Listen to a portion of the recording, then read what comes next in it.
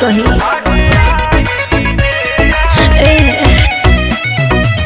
कैसे बतावे हम बतिया जाई रे जाई हमसे बताबो रानी बतिया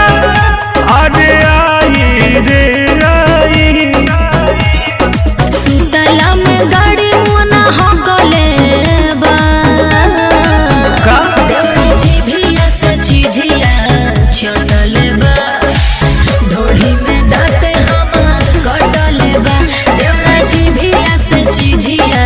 छटले बा ढोढ़ी में दांते हमार कटले बा कैसे कैसे रे तो कही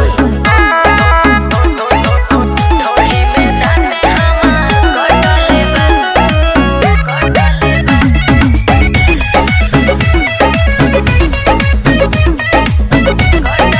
देवरा नतिया भइल बा बेहाया बेहाया दिहलस ना से साड़ी हमर साया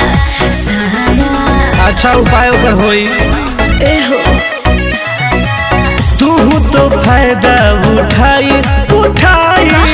हमसे न कुछ बताई बताई चिटपट कके परवटले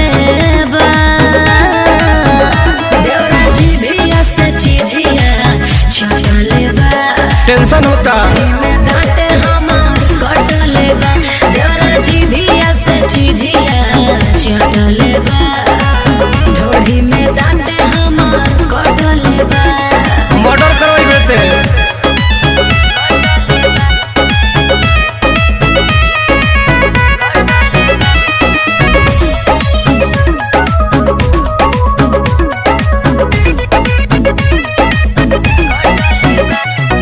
सैया पिंटू बड़ा तू बहारवा बहारवा लूटले बा टुन टुन लहरवा लहरवा